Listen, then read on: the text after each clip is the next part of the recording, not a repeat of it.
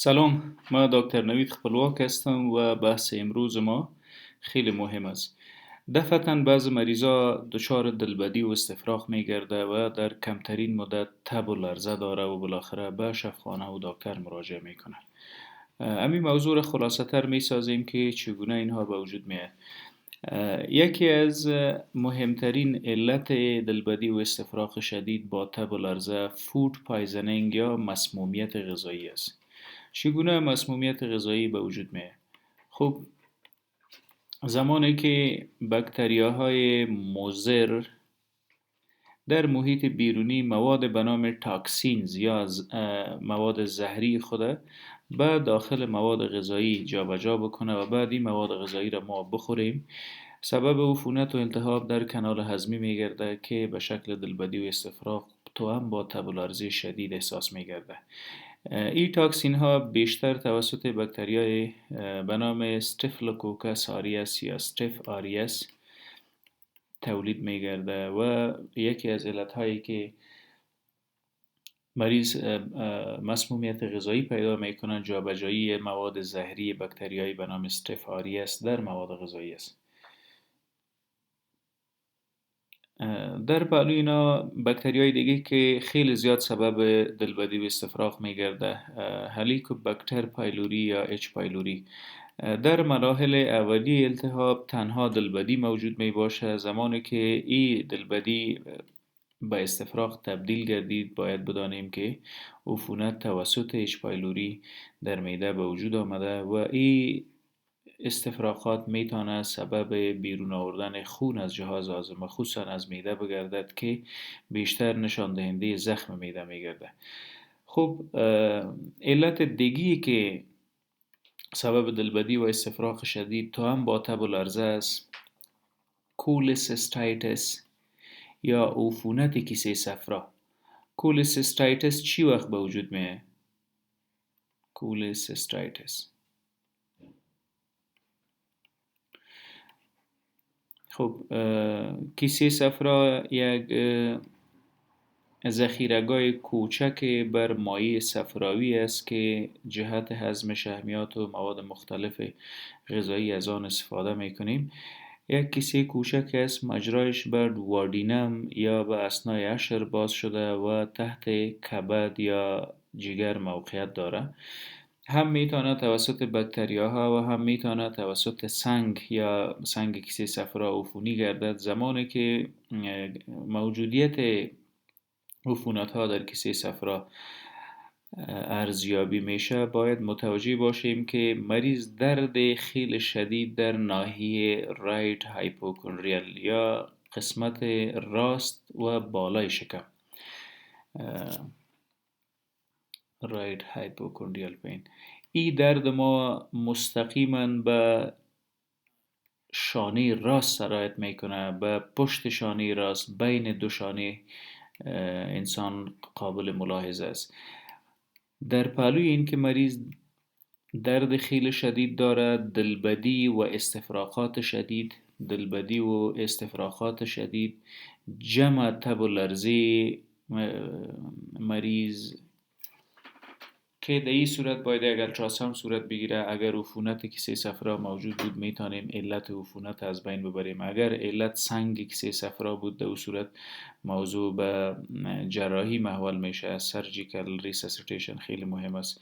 اگر علت عفونت کیسه صفرا قبلا هم سنگ کیسه صفرا بود و مریض به بار 2 و 3 این وضعیت تجربه کرد، در اون صورت بهتر است که کیسه صفرا را توسط عمل جراحی برداریم. و اگر عفونت موجود بود از آنتی بیوتیک ها میتونیم استفاده بکنیم و مریض مهار بسازیم. ولی در این وضعیت باید خیلی متوجه باشیم که نل پر اورال یا مریض هیچ چیز الا ختم معالجه نباید بخوره که موضوع دلبدی و استفراغ شه به این صورت کنترل بکنیم.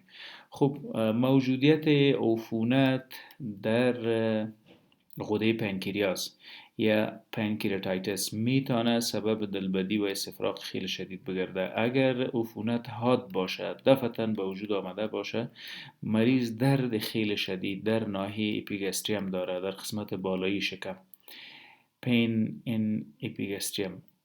این درد ما یکی خیلی شدید است، بیشتر اوقات مستقیما از قسمت بالایی شکم به کمر شکم سرایت میکنه. radiation to back.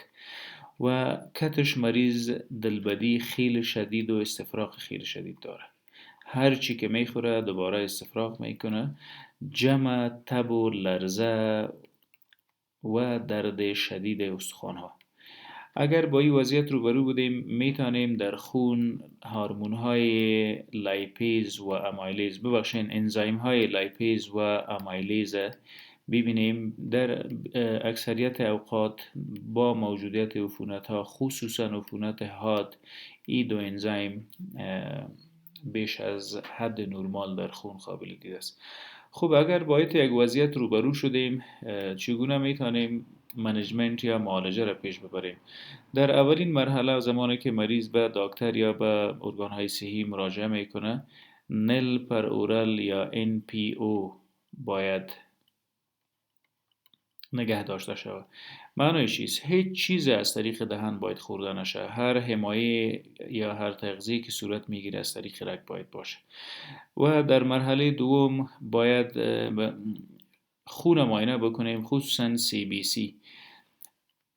بلند بودن WBC یا کرویات سفید نشان دهنده عفونت است. میتونیم از ستول انالیسیس هم استفاده بکنیم یا تجزیه و تحلیل مواد غایطه تحت میکروسکوپ.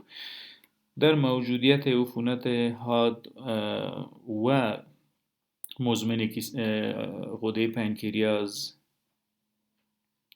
موجودیت شحم یا قطرات شحم در مواد غایطه دیده میشه. اگر با درد شدید قسمت بالای شکم روبرو بودیم، جمع دلبدی، استفراغ، تب و لرزه، از ابدومینال التراساوند یا UCG میتونیم کمک بگیریم.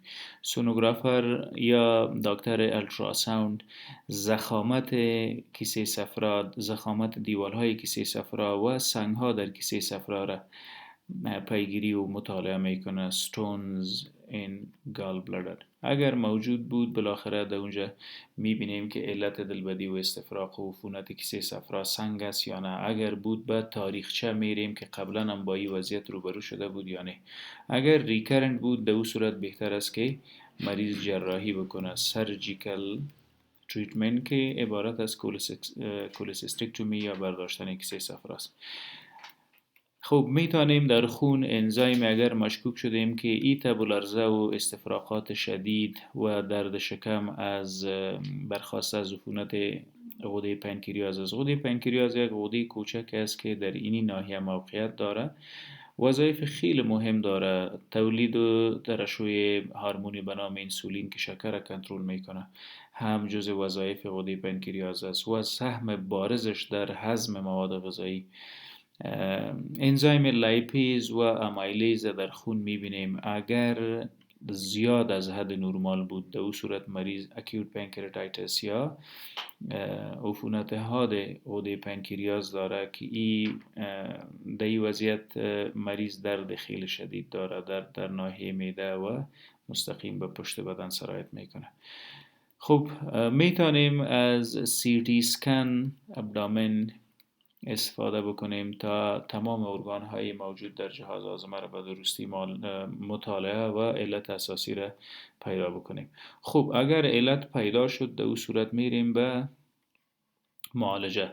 قبلا گفتیم که انتراوینس روت یا معالجه از طریق رگ و تغذیه از طریق رگ ممکن است. اگر به مریض از طریق دهن چیزی بتیم بدون شک استفراغ و دلبدی را شدت میده. تقویه یا سپورت از ملتی ویتامینز و ملتی منرالز میتونیم برای تقویه مریض استفاده بکنیم. اگر عفونت موجود بود و ریشه در میکروب داشت، آنتی بیوتیک ها خیلی نتیجه عالی میده. ولی این آنتی بیوتیک تحت نظارت دکتر در شفاخانه بعد از بستر شدن مریض تطبیق میگرده. اگر تب و لرزی شدید موجود بود میتونیم از آنتی پیرتکس یا دواهای ضد تب استفاده بکنیم. پاراستامول حسب ضرورت به مریض تجویز میگردد. SOS در وقت ضرورت اگر تب و لرزی شدید داشت. مایات بیشتر از طریق رگ باید به مریض داده شود. فلیدز چون تب سوزانه که مریض داره و روزها را سپری کرد میتونه سبب دیهایدریشن یا کمبود مایات بگرده و این یک تکلیف، یک دردسر دیگه در این وضعیت است که بیشتر اوقات دیهایدریشن اصل عفونت و التهاب از بین میره و لوارز دیهایدریشن در مریض باقی میمانه. چون استفراغات شدید صورت گرفته، دلبدی شدید صورت گرفته، تیزاب ها هم از معده بالا آمده، میتونیم از پی پی آی از پروتون پمپ اینهیبیتورز هم استفاده بکنیم، مثل اومپرازول، ازومپرازول و امثال از اینا.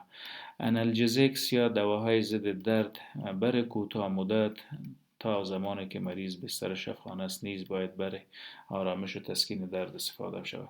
خوشبختانه این دلبدی و استفراغ شدید بعد از مراجعه به دکتر و شفاخانه به زودترین فرصت قابل معالجه و مهار شدن است. برای استفراغ مریض از انتی امتکس یا دواهای ضد استفراغ باید استفاده بکنیم. انتی امتکس اگر دلبدی و استفراغ حاد و شدید موجود بود، در او صورت میتونیم از دواهای قوی برای مهار کردن وضعیت چون اندنستران استفاده بکنیم.